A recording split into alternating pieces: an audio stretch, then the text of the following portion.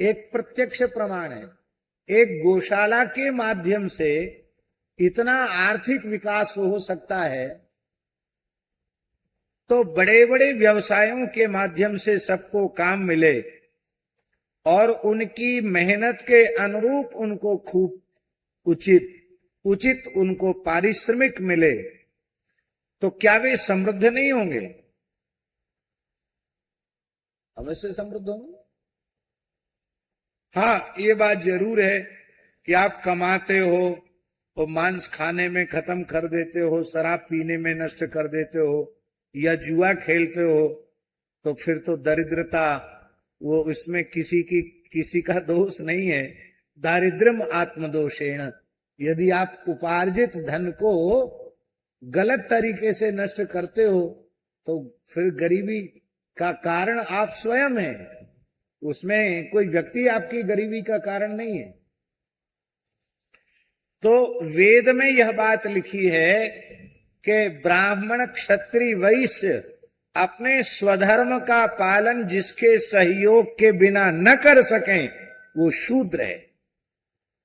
और बहुत ध्यान से सुने, ब्राह्मण को ब्राह्मणोचित धर्म के आचरण में जो पुण्य होगा, क्षत्रिय को क्षत्रियोचित धर्म के आचरण में जो पुण्य होगा, वैश्य को वैश्योचित धर्म के आचरण में जो पुण्य होगा, वह पुण्य चतुर्थ वर्ण के व्यक्ति को ब्राह्मण, क्षत्रिय और वैश्य, इनके पवित्र जो धर्म का पालन है, उसमें सहयोगी बनने मात्र से उनको वो फल प्राप्त हो जाए।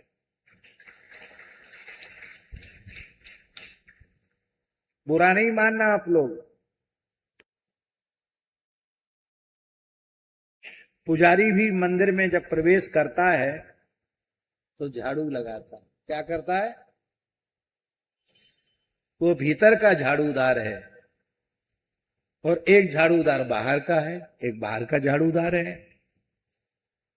तो यदि बाहर का झाड़ूदार श्रद्धापूर्वक झाड़ू लगा रहा है, तो पुजारी को गर्भगृह में झाड़ू लगाने का जो पुण्य मिलेगा, वही पुण्य बाहर झाड़ू लगाने वाले को मिलेगा।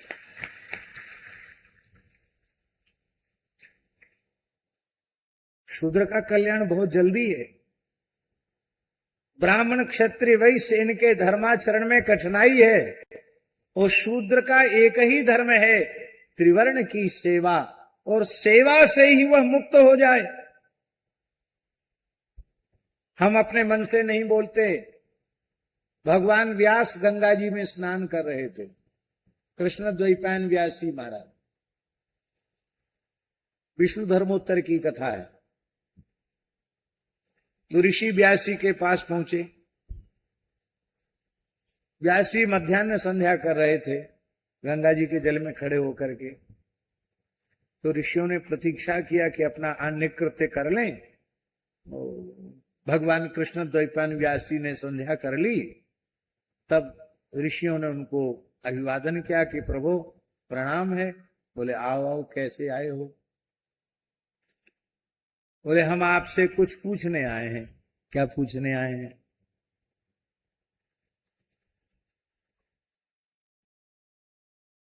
बोले सबसे श्रेष्ठ क्या है? क्या कहा? क्या पूछा? सबसे श्रेष्ठ क्या है? तो गंगा जी में तो खड़े ही थे व्यास जी। गोता लगाया और अपने जनेऊ को पकड़ के बोले शूद्र श्रेष्ठ है।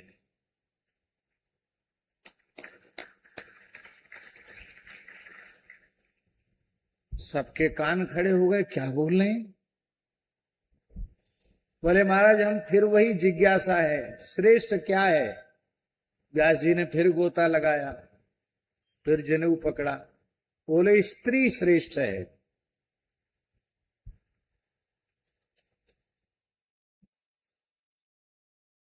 मैं नारी अपावन प्रभु जग पावन है? स्त्री श्रेष्ठ है। व्यास जी ने हाँ स्त्री श्रेष्ठ है। फिर ऋषियों ने सोचा क्या कह रहे हैं, भांग वांग तो पीते नहीं है व्यास जी, ऐसा कैसे बोल रहे हैं? फिर यही तीसरी बार प्रश्न किया, भगवान हम प्रश्न कर रहे हैं आपसे, क्या श्रेष्ठ है? व्यास जी ने फिर गोता लगाया, फिर अपने जनेऊ का स्पर्श करके कहा, कलयुग श्रेष्ठ है। क्या कहा? और कहा, मैं अपने यज्ञोपवीत का स्पर्श करके बोल रहा हूं, शूद्र श्रेष्ठ है, स्त्री श्रेष्ठ है और कलयुग श्रेष्ठ है। महाराज इसको समझाइए, हमारी समझ में नहीं आया। बोले शूद्र इसलिए श्रेष्ठ है कि ब्राह्मण क्षत्रिय वैश्य को स्वधर्म के पालन में कठोर तप करना पड़ता है, बहुत कष्ट सहना पड़ता है, और उसको स्वधर्माचरण से जिस चरम फल मोक्ष की प्राप्ति होगी, वो मोक्ष अहम शून्य होकर केवल समाज और राष्ट्र की सेवा करने वाले शूद्र को मिल जाएगा। उसको अलग से तपस्या करने की जरूरत नहीं है। हाँ, ये बात अवश्य है कि 10 जो धर्म के लक्षण हैं वो किसी वर्ण विशेष के नहीं हैं, व्यक्ति विशेष के नहीं हैं। एतम सामासिकम धर्मो चातुर्वर्णे ब्रवीण मनु, चारों वर्णों का धर्म है। दशकम धर्म लक्षणम अहिंसा, सत्य, अस्तेय, शौच, इंद्रिय निग्रह, शम, दम, त्याग, तितिक्षा, उपरति, ये जो 10 धर्म के लक्षण हैं वो केवल ब्राह्मण क्षत्रिय के नहीं, सबके हैं। इसे मनवाणी क्रिया से सबको अहिंसा का पालन करना चाहिए। ऐसा नहीं कि ब्राह्मण को मांस खाने में, शराब पीने में दोष लगेगा और शूद्र को नहीं लगेगा, उसको भी लगेगा। क्योंकि आहार की शुद्धि से हमारे विचार शुद्ध होंगे, विचारों की शुद्धि से हमारे आचरण पवित्र होंगे। इसलिए अशुद्ध आहार विहार करने वाले को ही धर्मशास्त्र की भाषा में म्लेच्छ कहा गया। अलग से कोई सींग पूंछ थोड़ी होती म्लेच्छों के।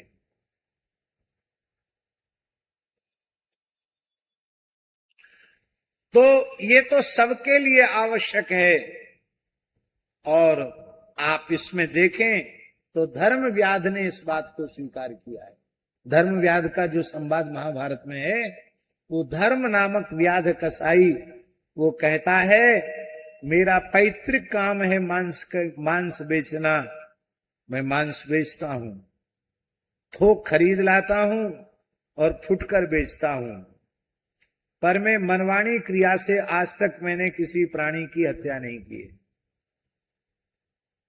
मैंने आज तक मांस नहीं खाया है। मांसाहारियों की व्यवस्था करता हूं, मैं खुद मांस नहीं खाता हूं। मैं मनवाणी क्रिया से सत्य का पालन करता हूं, मैं ब्रह्मचर्य व्रत का पालन करता हूं। और उसने कहा स्वधर्म का पालन करते हुए धर्म के लक्षणों का आदर करने का ये महात्म्य है कि मैं कसाई के रूप में काम करते करते भी त्रिकालदर्शी हो चुका हूं, सिद्ध हो चुका। आप धर्म के संबंध में जो पूछेंगे मैं बताऊं।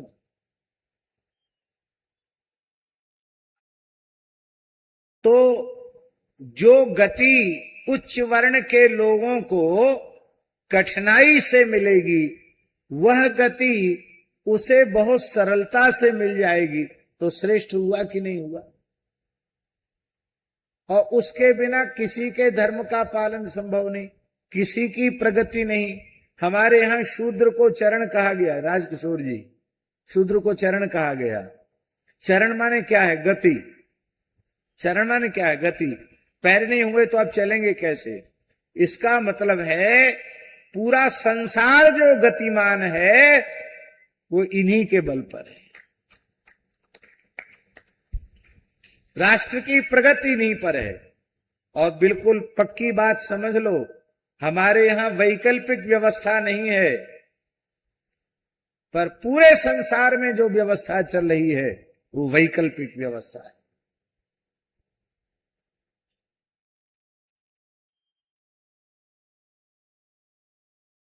शिक्षा, सुरक्षा, व्यवसाय और शुश्रूषा, सेवा, ये चार कार्य पूरी दुनिया में जरूरी हैं कि नहीं? तो जिन देशों में वर्ण व्यवस्था नहीं है वहां भी वैकल्पिक ब्राह्मण है, वैकल्पिक क्षत्रिय है, वैकल्पिक वैश्य है, वैकल्पिक शूद्र है। पर हम भारतवासी कितने भाग्यशाली हैं, हमें विकल्प की जरूरत नहीं है। हमारे यहाँ ब्राह्मण भी हैं, हमारे यहाँ क्षत्रिय भी हैं, हमारे यहाँ वैश्य भी हैं और हमारे यहाँ शूद्र भी। शूद्र कहने से किसी का तिरस्कार हो गया क्या? शूद्र कहने से किसी के प्रति घृणा हो गई क्या? लेकिन आज के मलिन बुद्धि के लोगों ने राजनीतिक स्वार्थ की पूर्ति के लिए, सत्ता के लोलुप लोगों ने जातिगत विद्वेष भर दिया है। धर्मांतरण बड़े तेजी से हो रहा है और बड़े दुख की बात तो यह है कि धर्मांतरित समाज को भी आरक्षण मिल रहा है। भाई आपने हिंदू धर्म क्यों छोड़ा? तो आपने आरोप लगाया कि भाई इनमें ऊंच नीच है, छुआछूत है, ईसाई बनने में नहीं है। तो आप इसी परेशानी के कारण तो ईसाई बन गए, तो वो परेशानी तो आपकी चली गई। अब आपको आरक्षण क्यों मिले? आप मुसलमान बन गए, आपको आरक्षण क्यों मिले? तो भारत सरकार को तत्काल ये कठोर कानून बनाना चाहिए कि जो धर्मांतरित हो गया है उसको आरक्षण न मिले, उसको सरकारी व्यवस्था न मिले।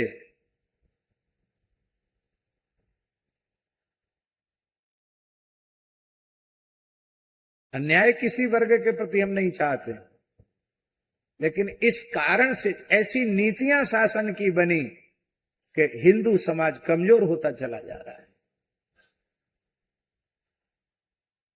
तो शूद्र श्रेष्ठ।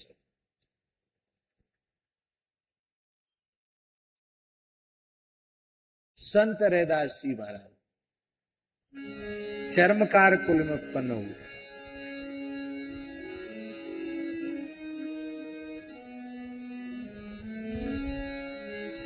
हाँ, क्या कहना। काशी के विद्वानों ने काशी नरेश को कहा, महाराज आपके नगर का एक चर्मकार पूजा पाठ करता है, भजन कीर्तन करता है, एक गोल पत्थर पता नहीं कहां से गंगा जी से ले आया, उसी को अपना भगवान मानकर पूजा करता है। तो ये तो बहुत गलत बात हो रही है, ये विपरीत आचरण कर रहा है अपने स्वधर्म के विरुद्ध। तो इसका परिणाम जानते हो क्या होगा? दुर्भिक्षम मरणम भयम। या तो महामारी फैलेगी, या अकाल पड़ जाएगा, या कोई भयकारी दृश्य उपस्थित हो। राजा के कान कच्चे होते हैं, क्या करें? बोले रैदास को बुलाओ, उसके पूजा पाठ पर प्रतिबंध लगाओ। राजा ने बुलाया, रैदास जी आ गए। उन्होंने कहा मैं अपने वर्ण के अनुरूप कार्य करता हुआ ईश्वर की उपासना करता हूं, क्योंकि सभी प्राणी ईश्वर के अंश हैं। मैं किसी के धर्म में बाधक या विक्षेपक तो बनता नहीं हूं। और रही भगवान की, तो कण कण में भगवान है। हमने जिसे भगवान का प्रतीक मानकर पूजा है वो मेरे लिए भगवान है। तो इसमें किसी को कोई इतराज नहीं होना चाहिए। रैदास जी का पक्ष राजा को अच्छा लगा, बोले बिल्कुल ठीक है। फिर विपक्ष ने फिर कहा कि नहीं नहीं गलत है, यह अधिकार तो केवल हमारा है। तो राजा का माथा ठनका, काशी नरेश का। उन्होंने कहा कि ठीक है, कल निर्णय होगा। सब बड़ी संख्या में उपस्थित हुए। एक सिंहासन पर रैदास जी के ठाकुर जी रख दिए, गोल मटोल, शालिग्राम जी जैसे। और राजा ने न्याय दिया, जिसके बुलाने से भगवान उसके पास आ जाएं, उसे पूजा का अधिकार होगा। रैदास जी के बुलाने से यदि उनके पास आ जाते हैं तो उनका अधिकार हो पक्का, नहीं आते हैं तो इसको बंद कर दिया जाएगा, ये फिर नहीं कर सकेगा पूजा। दूसरे पक्ष वालों ने सोचा था हमारे पास आएंगे भगवान, पर वेद पाठ करते करते उनके कंठ शुष्क हो गए, भगवान अपने आसन से हिले ही नहीं। अब उनका समय पूरा हो गया तो राजा ने रैदास जी को बुलाया, बोले अब आप बुलाइए। उस समय रैदास जी ने जो पद गाया, क्या कहना।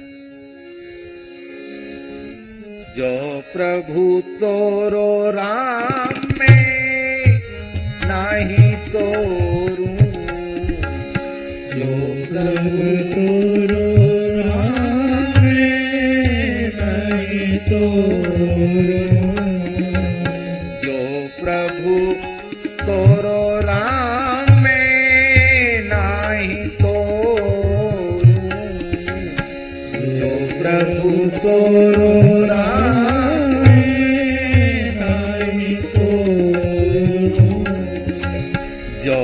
तुम तोरो राम में नाही तोरू, जो तुम तोरो राम में नाही तोरू। आप बड़े हो, आप हमको छिटका दो, अलग कर दो, आप संबंध तोड़ सकते हो, पर मैं आपसे संबंध नहीं तोड़ सकता। जो तुम तोरो राम में नाही तोरू, जो तुम तोरो राम में नाही तोरू, तुमसे तोरी कवन सो जोरू, तुमसे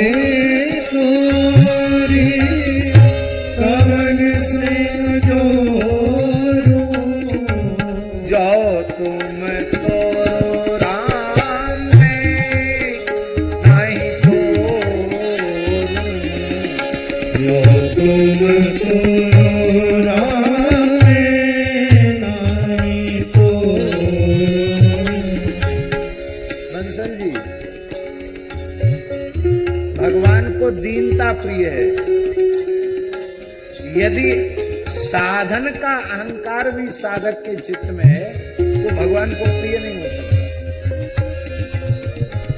साधन भी बन रहा है वो गुरु गोविंद की कृपा से बन रहा है, अपने पुरुषार्थ से नहीं बन रहा है।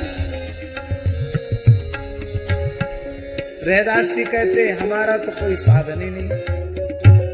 तीरथ भरत न करूं अंदेशा, तीरथ भरत न करूं अंदेशा, तुम्हारे चरण कमल को भरोसा, तुम्हारे चरण कमल को भरोसा, जो तुम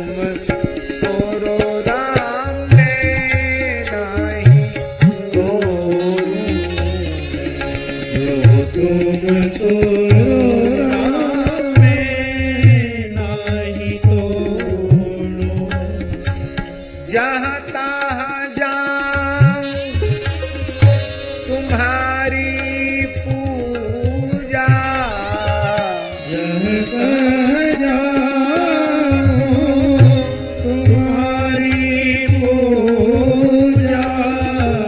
तुम सा देव और नहीं दूजा, तुम सा देव और नहीं दूजा। जो तुम तोरो राम मैं नहीं तोरूं।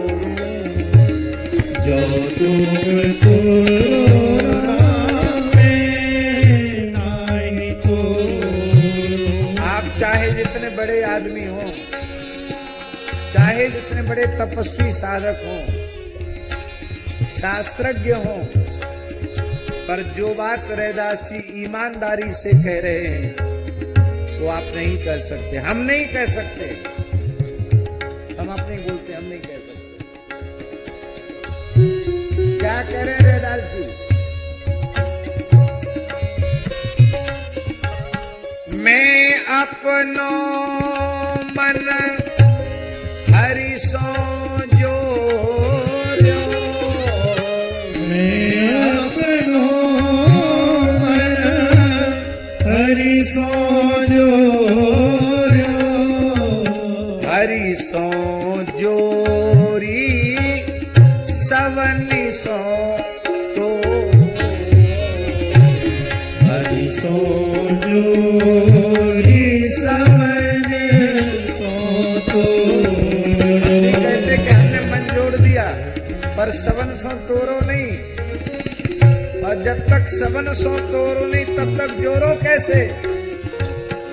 मैं अपनो मन हरि सो जोर्यो। मैं अपनो मन हरि सो जोर्यो। हरि सो जोरी सबने सो तोर्यो।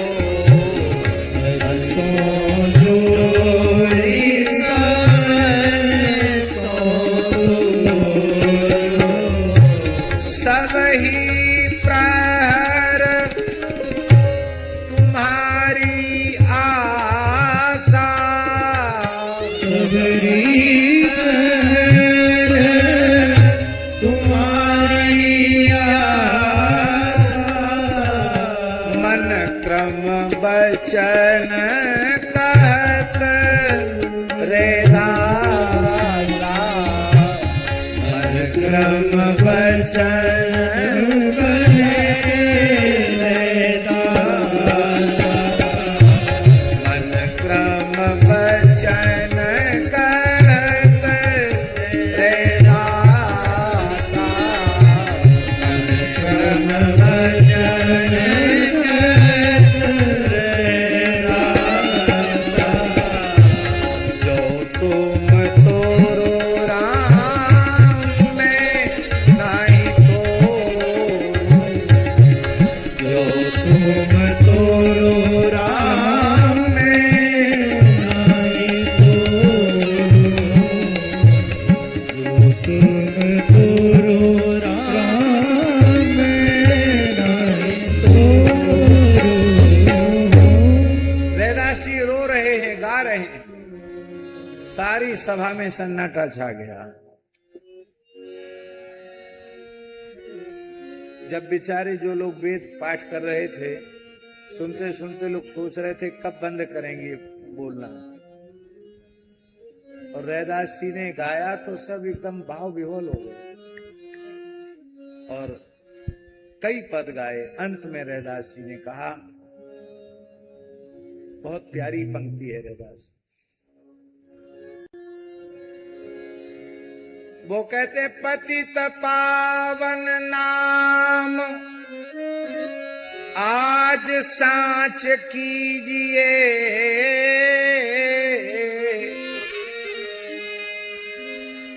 वैकुंठ साकेत गोलोक में आपका पतित पावन नाम सच्चा नहीं होगा।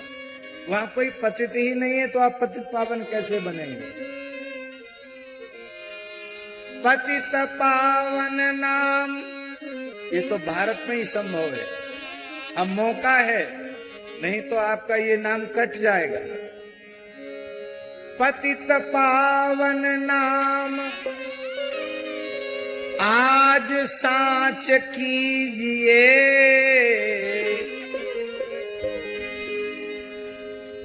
विलंब छाड़ी आइए। अब देर मत लगाओ, ज्यादा मनौती मत करवाओ।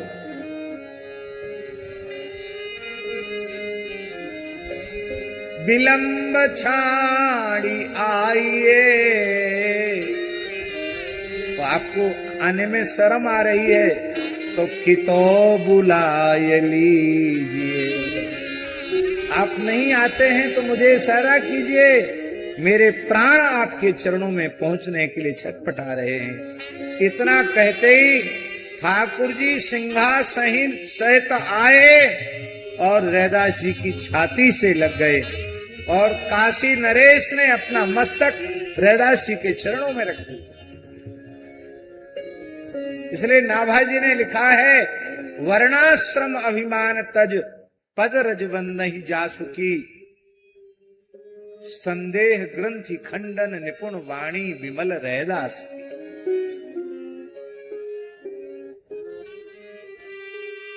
रैदास जी भाव विह्वल अवस्था में थे। मानसी सेवा के बाद अनेक सिद्ध कोटि के संत भक्त उनके ध्यान में प्रकट थे। उन्हें वे चरणामृत बांट रहे थे ध्यान में, भाव की अवस्था में। और उसी समय काशी नरेश आए उनके पास, तो वो भाव में थे। वो समझ नहीं पाए कि मेरे सामने कौन खड़ा है। आइए राजन, आप भी चरणामृत लीजिए। और उनको कठौती में पानी भरा था, उसी पानी को दे दिया। लोग बढ़ा चढ़ा के बोलते कि उसमें चमड़ा भीज रहा थे, सब झूठी बातें। कठौती में शुद्ध गंगा जल ही भरा था, कुछ में कोई चमड़ा मड़ा नहीं था। पर राजा के मन में आया कि ये चर्मकार हैं, इसी कठौती में चमड़ा भी भिजा करके कूट पीट करके जूता बनाते होंगे, और मैं काशी नरेश कैसे इसको लूं। लेकिन एक सिद्ध संत चरणामृत बोलकर दे रहे हैं, तो पीने का की हिम्मत तो हुई नहीं। उसको अपने कोट में ऐसे ढरका लिया, ऐसे गिरा लिया। समझ गए ना? मैंने पीने का नाटक किया, पिया नहीं, ऐसे कर लिया कि जैसे पी रहे, और वो कोट में उसको ढरका लिया। और जब महल में गए तो अपने राजकीय धोबी को कहा कि कोट को धो करके साफ कर दो। आश्चर्य था, पीला पीला दाग उसमें लग गया था। तो जल तो स्वच्छ था, पीला दाग क्यों लगा? क्योंकि रैदास जी की सिद्ध भावना थी भगवान का चरणामृत। तो भगवान के चरण कमल मकरंद केसर चंदन का प्रभाव उसमें आ गया। तो धोबियों के कपड़ा साफ करने की अलग अलग युक्तियां होती हैं। उसने सोचा है तो हल्का दाग है, ऐसे ही छूट जाएगा। तो अपने दांत से उसको छुटाने का प्रयास किया, दांत से थोड़ा घिस करके छुटाने का प्रयास किया, और उसका कुछ अंश उस धोबी के भीतर चला गया। उसको सारी सृष्टि राममय दिखने लग गई। वो नाचने लग गया कीर्तन करते हुए, श्री राम जय जय राम, श्री राम जय जय राम। पत्नी को दंडोत करे, आओ राम जी। पुत्र को दंडोत करे, आओ राम जी। उसने बिचारी ने जाकर के धोबिन ने कहा, महाराज हमारा पति पागल हो गया, आपने क्या केला पिला दिया। राजा के पास गया तो वही हालत उसकी। तो पूछा, क्या है तुम्हारी स्थिति? बोले महाराज मुझे आप नहीं दिख रहे, राम जी दिख रहे हैं। मुझे महल नहीं दिख रहा, राम जी दिख रहे हैं। मुझे पूरे त्रिभुवन में राम जी के अलावा कुछ दिखता ही नहीं है। ये क्या हो गया तुमको? तो महाराज क्या जाने, आपने कोट दिया था, मैंने दांत से थोड़ा सा उसको साफ करने का प्रयास किया, उसी के बाद ऐसा हो। राजा समझ गया, रैदास जी की कृपा हो गई। अब बड़े दुखी हो गए कि हम भी पी लेते तो हम भी मुक्त हो जाते, हमको भी कण कण में राम जी दिखते, मौका चूक गए। धोबी तो खैर ठीक, वो खराब कहा था, जो ठीक होने की बात थी ठीक ही था, ठीक हो गया। वो तो एक अवस्था को प्राप्त हो गया। दूसरे दिन काशी नरेश फिर पहुंचे, बोले महाराज चरणामृत लाइए। उस दिन तो रैदास जी ने अपनी ओर से कहा था लीजिए राजन चरणामृत लीजिए, और अब राजा ने कहा महाराज चरणामृत लाइए। मैं भला चर्मकार अपनी कठौती का जल विश्वनाथ जी के प्रतीक काशी नरेश को कैसे दे सकता? महाराज ये चरणामृत नहीं है, कल तो आपने कहा था। बोले कल था, आज नहीं। आज आपके मांगने से भी मैं नहीं दे सकता। इसी तरह से रैदास जी भाव में बैठे थे और गुरु गोरखनाथ जी पहुंच गए। इस सिद्धों का मिलन हमेशा से होता रहा है। गोरखनाथ जी ने अपना खप्पर आगे किया, रैदास जी प्यास लगी है जल लाओ। तो रैदास जी भी भाव में थे, उन्होंने अपने कठौते के जल को भर दिया। पर गोरखनाथ जी के भी मन में आया कि कठौते का जल भर दिया, पीऊं कि न पीऊं। फेंका तो नहीं पर पिया भी नहीं। उस खप्पर को, जल से भरे हुए खप्पर को लेके कबीरदास जी के यहां चले गए। कबीरदास जी से सत्संग करने लगे। वहां कबीर जी की मानस पुत्री कमाली, मानस पुत्री का मतलब कबीर जी संपूर्ण जीवन अखंड ब्रह्मचारी रहे। उन्होंने कंचन और कामनी का स्पर्श नहीं किया, पर एक मृत कन्या को जीवित किया था और उस कन्या का नाम कमाली हुआ, और एक मृत बालक को जीवित किया था, उसका नाम कमाल हुआ। तो कमाल और कमाली, ये दो मरे हुए बालक बालिकाओं को गंगा जी से, उनके मैया बाप तो बहा गए थे गंगा जी में मरे हुए बालक मान करके, और कबीर जी ने उनको जीवित किया और वे कबीर जी का सत्संग प्राप्त कर। तो कमाली छोटी बच्ची ही थी। उसने गोरखनाथ जी से कहा कि गुरुजी ये खप्पर में क्या है? जल, कैसा जल है? तो गोरखनाथ जी ने कहा कमाली तेरा एक काका है ना रैदास, उनके यहां हम गए थे, उनसे पीने को मांगा तो उन्होंने अपनी कठोता का पानी दे दिया, वही जल है। तो आपकी आज्ञा हो तो मैं पी जाऊं?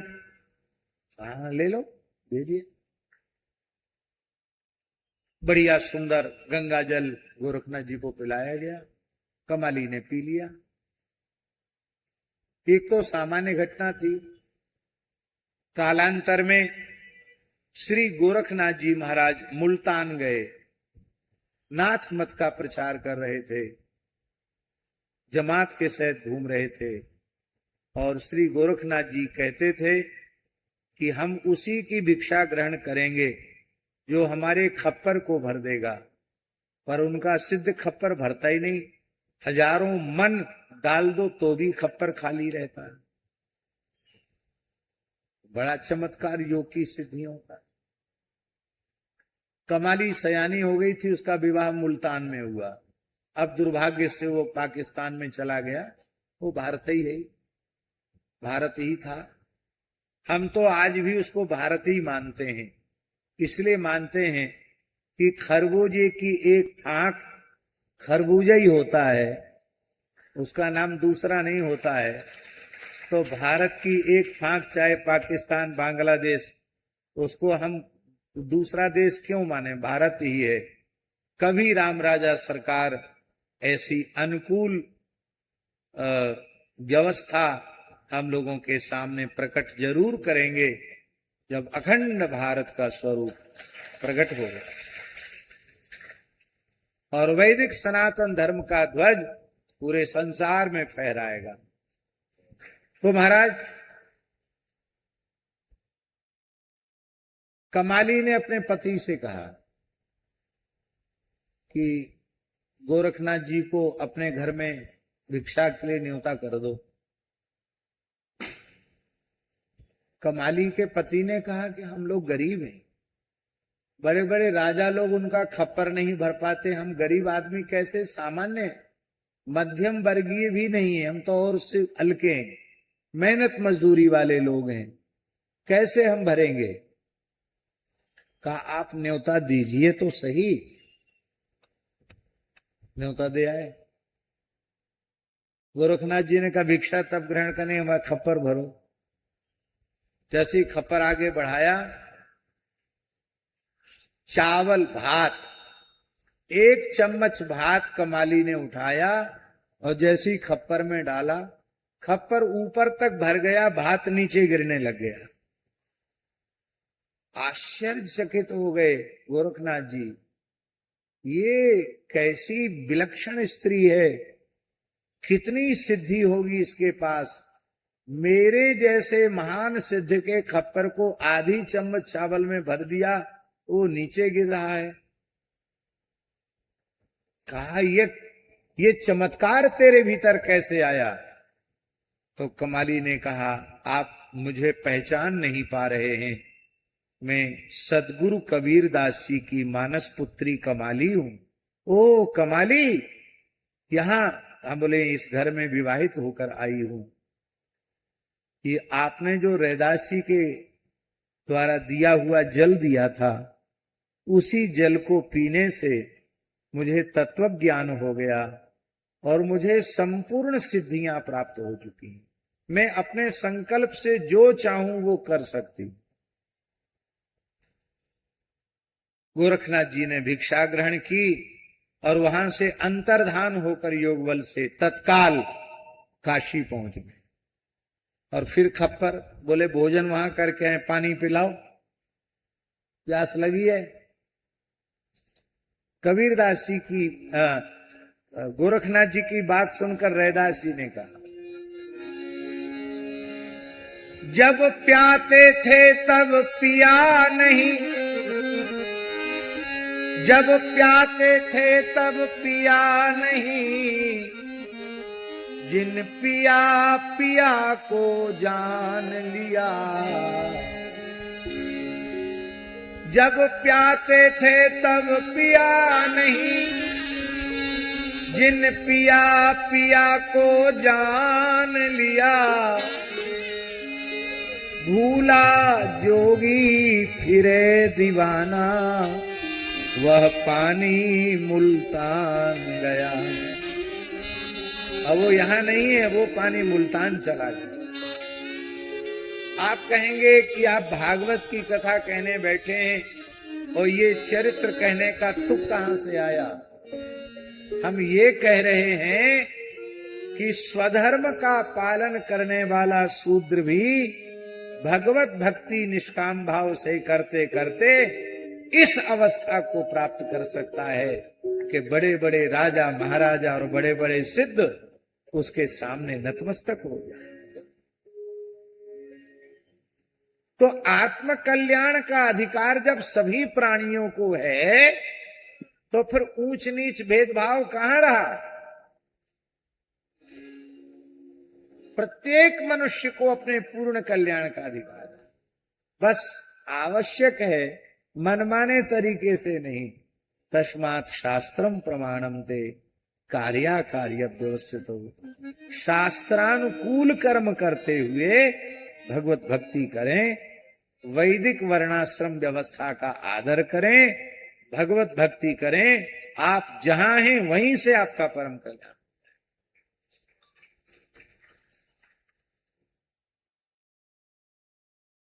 आपने कहा स्त्री श्रेष्ठ है, तो बोले पुरुष वर्ग को ज्ञानार्जन करके, कठोर तप करके, कठोर योग यज्ञ जप तप आदि करके जो गति सुलभ नहीं होती है, वह गति स्त्री को केवल और केवल पातिव्रत धर्म के पालन से प्राप्त हो जाती।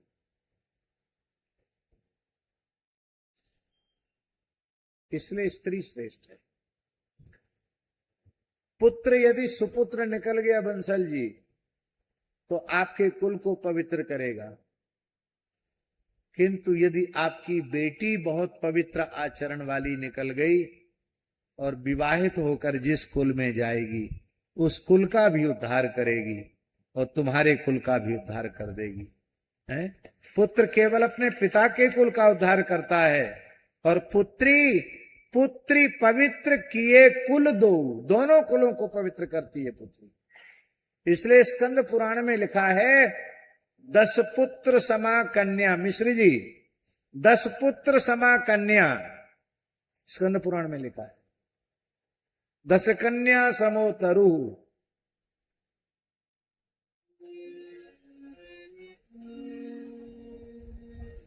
तीसरा कहा कलयुग श्रेष्ठ है। अब सुन लो कलयुग क्यों श्रेष्ठ है। बोले क्रतो यध्यायते विष्णु त्रेतायाम यजतो मखई द्वापरे परिचर्यायाम कलौ तद्धरि कीर्तना। पुराणों में लिखा है कठोर तप करने से, ध्यान करने से जो पुण्य फल 12 वर्षों में सतयुग में प्राप्त होता था, वह पुण्य फल त्रेता में केवल 12 महीने तक कोई यज्ञ कर ले तो उसको प्राप्त हो जाएगा। कितने दिन तक? 12 साल का 12 महीना हो गया, 12 साल का 1 साल में आ गया। और जो पुण्य सतयुग में 12 वर्ष कठोर तप करके ध्यान करने से और शास्त्रीय पद्धति से यज्ञ करने से 12 महीनों में त्रेता में प्राप्त होता था, वह पुण्य फल शास्त्रीय विधि से भगवान का पूजन अर्चन करने पर द्वापर में केवल 12 दिन में प्राप्त हो जाता है। युग जितना भारी होता चला गया, पुण्य प्राप्त करने की व्यवस्था उतनी सरल होती चली गई। और कलयुग आने पर कलौ तदहो रात्रम, कलयुग में सतयुग के 12 वर्ष की तपस्या का फल, त्रेता के 12 महीने के यज्ञ का फल और द्वापर के 12 दिन की पूजा का फल कलयुग में 24 घंटे में हरिनाम संकीर्तन से प्राप्त हो जाएगा।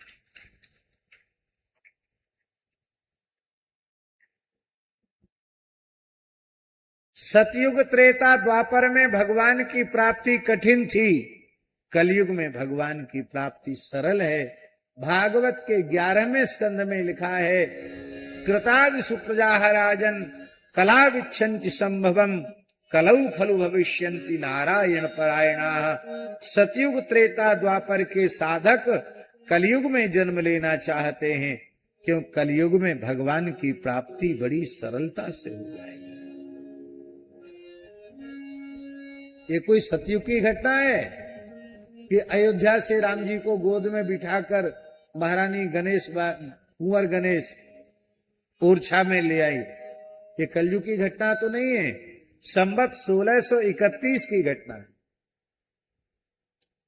अभी 500 साल भी नहीं हुए।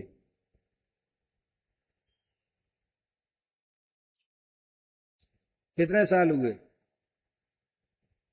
452 वर्ष हुए। 500 साल पूरे नहीं हुए अभी राम जी को आए हुए।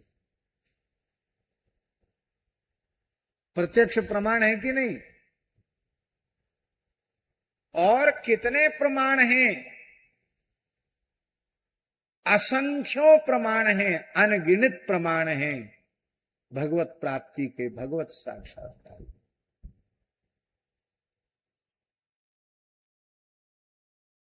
एक पांडे जी बार बार चित्रकूट जाते थे, कामतानाथ जी की परिक्रमा करते, एक जगह रुकते थे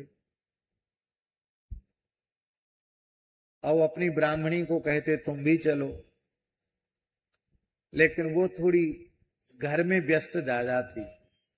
वो कहती थी तुम हो आओ, हम नहीं जाएंगे, हम तो यहीं अपने घर में भगवान की पूजा कर लेते हैं और जितना बनता है राम राम करते हैं, घर का काम करते हैं, कभी चलेंगे, अभी हमको फुर्सत नहीं।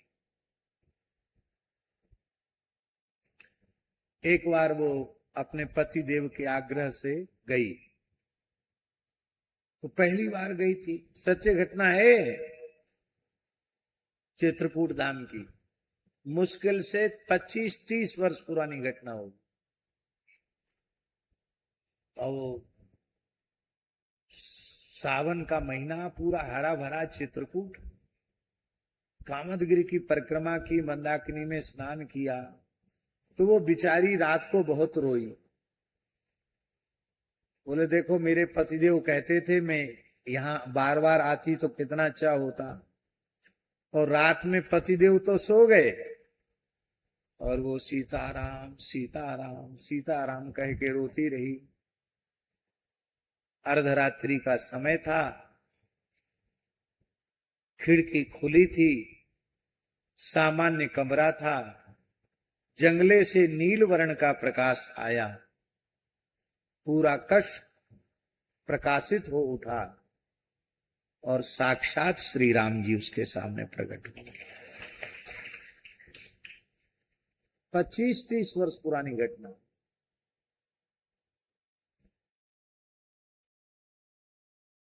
वो चाहती थी कहना कि मेरे पति को भी दर्शन दे दो, लेकिन उनकी तो नाक बज रही थी। हाँ, वो खर्राटे ले रहे थे, वो जगाना चाही तो जगा नहीं पाई। और श्री राम जी मुस्कुराए, आशीर्वाद दिया और फिर लुप्त हो गए। तो वो जोर जोर से रोने लगी। जब जोर जोर से रोई तो पतिदेव जग गए। क्यों रो रही हो? सोई नहीं? अब तक बैठी हुई हो? रोते हुए उसने सारी घटना सुनाई। वो बेचारे उसके पतिदेव भी रोने लगे कि हमको 25 वर्ष हो गए परिक्रमा देते, हमको तो कुछ नहीं हुआ। राम जी आपके यहाँ भी अंधेर है, हमको कुछ नहीं, हमको ऐसे ही छूछा कर दिया। इस बिचारी को एक बार में ही सीताराम सीताराम करने पर रीझ गए। न जाने कौन से गुण पर दयानिधि रीझ जाते हैं, क्योंकि उसके भीतर दीनता आई, आर्त भाव से उसने पुकारा, भगवान की अनुभूति हो गई। कलयुग भगवत प्राप्ति के लिए बहुत श्रेष्ठ युग है। कलिकाल में जीवों का कल्याण बहुत जल्दी होता है। इसलिए भैया, आप किसी जाति में उत्पन्न हुए हो, आपको भगवत प्राप्ति का पूर्ण अधिकार है। आप भगवत प्राप्ति के अधिकारी। बस धर्म शास्त्र की मर्यादा का अतिक्रमण न करें, नम्रता विनम्रता अपने हृदय में धारण करें और महा महिमामय भगवान नाम का आश्रय लें। आपके कल्याण में संदेह नहीं। अब समय तो लग गया, लेकिन बात कितनी अच्छी है कि शूद्र श्रेष्ठ है, स्त्री श्रेष्ठ है और कलयुग श्रेष्ठ है। लोग पढ़ते तो है नहीं, कुछ सुनते भी नहीं है, पढ़ते भी नहीं है, खाली कहेंगे ढोल गमार शूद्र पशु नारी, सकल ताड़ना के अधिकारी, और जला दो रामचरितमानस को, यूं कर दो त्यों कर दो। ये बहुत बड़ा पाप है, बहुत बड़ा अन्याय है, ऐसा नहीं करना चाहिए। धर्म शास्त्र की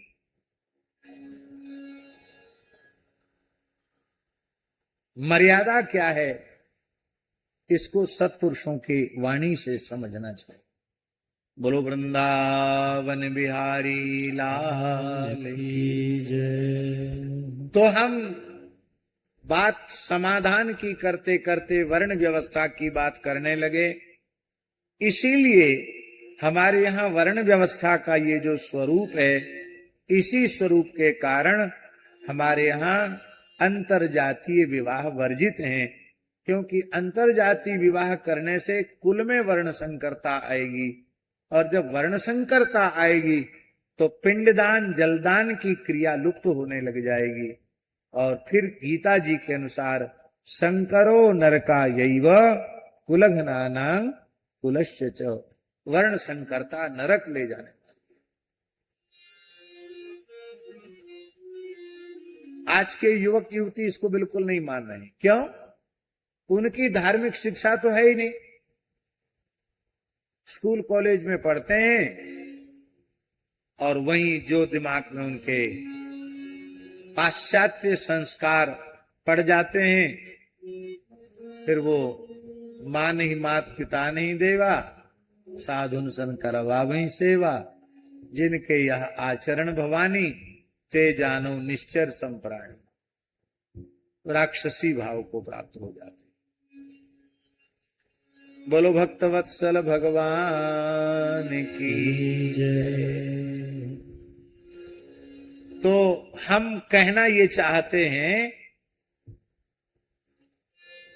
कि ब्राह्मणी के गर्भ से किसी ने जन्म लिया है, तब जाति का निश्चय नहीं हुआ। जाति का निश्चय जो कारण शरीर है उससे निश्चय हो गया। उसके पूर्व जन्म के ऐसे सत्कर्म थे कि उसे ब्राह्मणी के गर्भ में प्रवेश करने का अवसर मिला। उसके पूर्व जन्म के कर्म ऐसे थे कि क्षत्रिय कुल में उसने प्रवेश किया। उसके पूर्व के कर्म ऐसे थे कि उसने वैश्य कुल में प्रवेश किया, उसने शूद्र कुल में प्रवेश किया। तो वर्ण की व्यवस्था जन्म से नहीं, जन्म के भी पूर्व से है। ये सूक्ष्म रहस्य है।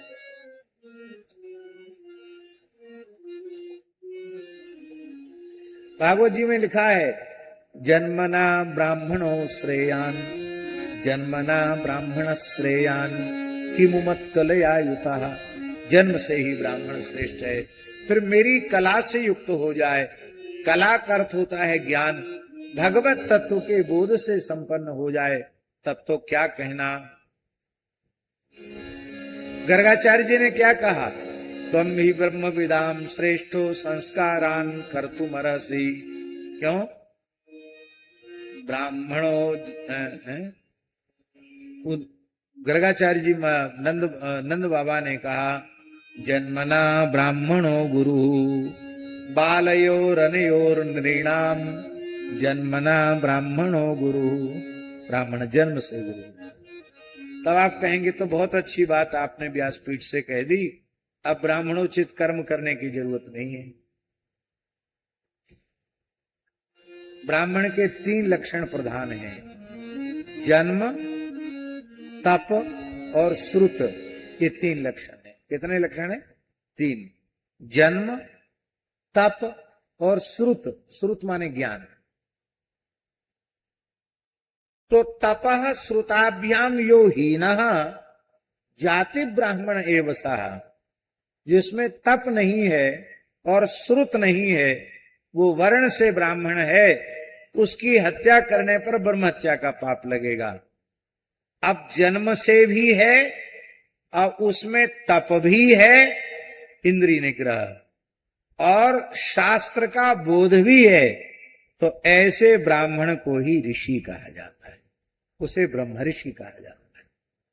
तो जाति का निर्णय जन्म से और कर्म से उसकी जाति का परिष्कार होता है, वो शुद्धतम अपने स्वरूप में प्रतिष्ठित होता है। इसलिए जन्म भी होना चाहिए और तदनुकूल कर्म भी होना चाहिए। बोलो भक्तवत्सल भगवान की जय जय श्री राधे। कल कहां तक कथा हुई थी? कल गोवर्धन धारण लीला तक हुई थी, और अब गोवर्धन धारण लीला के आगे अब दूसरे उसमें ज्यादा समय लग गया, तो अब संक्षिप्त हम उसका वर्णन कर रहे हैं। गोविंद जय जय गोपाल जय जय, गोविंद जय जय गोपाल जय जय, राधा रमण हरि गोविंद जय जय, राधा रमण हरि गोविंद जय जय, गोविंद जय जय गोपाल जय जय, गोविंद जय जय गोपाल जय जय, राधा रमण हरि गोविंद जय जय, राधा रमण हरि गोविंद जय। श्री वृंदावन बिहारी लाल की। श्री शुक उवाच एकादश्यां निराहारः समभ्यर्च जनार्दनम् स्नातुं नन्दस्तु कालिन्द्या द्वादश्यां जलमाविशत्। वैष्णव धर्म की प्रधान 3 निष्ठाएं हैं। वैसे तो भक्ति रसामृत सिंधु नामक ग्रंथ में श्री रूप गोस्वामी पाद ने 64 प्रकार की निष्ठाएं बताई हैं, पर जब उनका अवान्तर भेद हम करते हैं तो वे 64 ही नहीं रहती, अनंत निष्ठाएं हो जाती हैं। पर उन अनंत निष्ठाओं में 64 निष्ठा, 64 निष्ठा में नवधा, और उस नवधा में भी त्रिधा, 3 निष्ठाएं। 3 निष्ठाएं प्रत्येक भगवत भक्त में, वैष्णव में होनी चाहिए। पहली निष्ठा है